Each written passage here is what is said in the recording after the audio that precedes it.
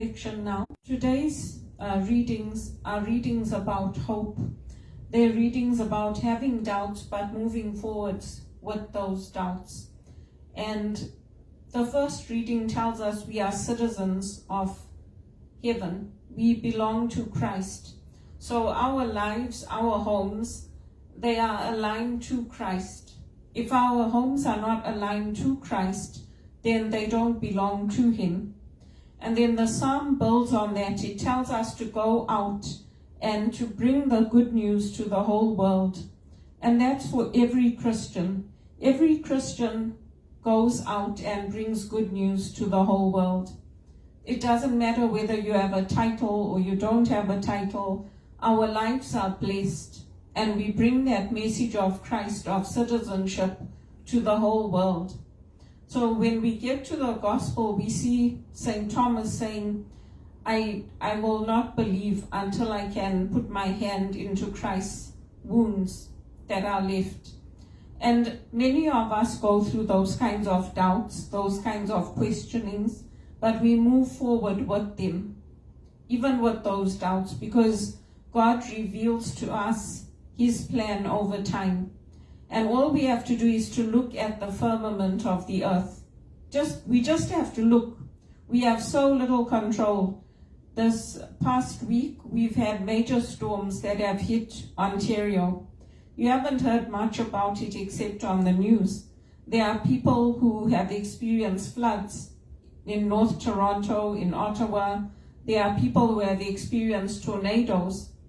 And even with the warning systems in place, sometimes we don't know whether those warning systems will be enough to save our lives. So we know that whatever we go through, whatever doubts we have, we hold on to our faith and we live out that faith. We take a stand for what we want our world to be. And that's true in our workplaces, it's true in our homes, it's true in every aspect of life. I didn't want to grow up without a father. That wasn't my choice. I don't want to see people's marriages breaking up or to see society breaking down.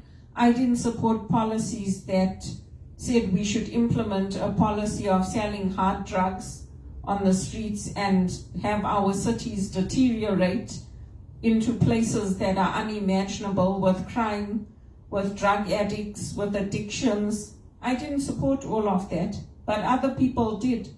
Other people said, adults are responsible, adults know what they can do, and you should implement it, and it's worked in Europe, and there's no problems, and everything is fine. I had a different point of view. I said, I don't think it's going to work because Canada is not Europe. Canada is not like Portugal, it's not like London, the cities are different. But again, people voted for what they wanted, and unfortunately, everybody got hurt. All of us got hurt. Our economy got hurt, relationships got hurt, people's lives got destroyed. People don't want to invest in a country that they know is not supporting the right values. So when we talk about values, we need to really think about what are our values. What are we really supporting? What are we really promoting? What do we really want in this country? Or if you're my friends in Zimbabwe, what do we really want? And tolerance to what extent? So that people can send me messages telling me that my home is a harem or my address has been passed around to orgies and that my pimp is waiting, Mr. Jakari. When I know that I'm a respectable woman, I know that I'm professional, I know that I have been striving to get a good paid executive assistant job, and because of discrimination, I haven't been able to get that job since 2007. And I know it because I've lived that experience. But other people, like Doubting Thomas, will say, oh no, you must be doing something wrong, it's you. You are the problem, Belinda, because how come in all these years you've been in Canada, you have retrained, you have requalified, you're volunteering in the community, you're doing all these things, And you mean to tell me that after sending out applications globally, you can't get one decent job? But we all know the reality. We know how things get coordinated in Canada. We know how certain families get supported and other families do not. And we know that it's by word of mouth that people get jobs. Yes, you might get a job through an agency. The agencies do fight for me, like they do for everyone. They present the resumes, they try to get your foot in the door. But at the end of the day, it's who you know. And that's why often people who have brought up their children in the school systems here will do better than somebody like me, who's come in single, who sponsored my mother, who's done everything right and hasn't had things fall into place. But my life is blessed. My life is not cursed. And I hold on to that promise, the promises of God that I should go out into the world and tell the world of the good news. And the good news is not that we support harems, we support tolerance in the names of people will be brutalized and your name and your number, your address can just be passed around to orgies. It's inappropriate. And there's a calling over my life, so it's wrong. It's a sin to do that to somebody like me. It's a sin. And I am warning people, just like I warned people in the past. God already told us, do not cry for me, but cry for your children. And that's why I always try to set a good example. I try to make sure the children in my life know Jesus. They know the good news. They know who Jesus was. Not to say that I don't make mistakes, but I do not go around passing on people's home addresses, phone numbers, and everything else to places I know it's inappropriate.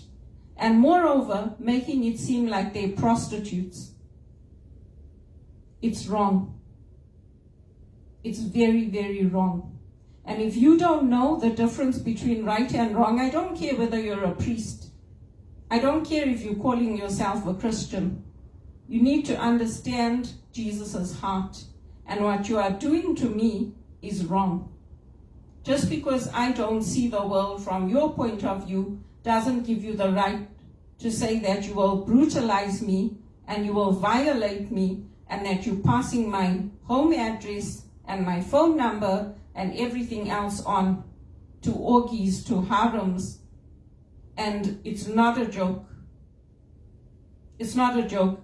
And worst of all, to say that my name has been passed on for maid. That is completely inappropriate. I did not opt in for medical assisted suicide and dying. I am applying for jobs. There are a lot of people that have given up looking for work, not just in Canada, but in America as well. I am not giving up. I am not giving up looking for a paid job that pays me well, that's a place where I'm going to be treated well.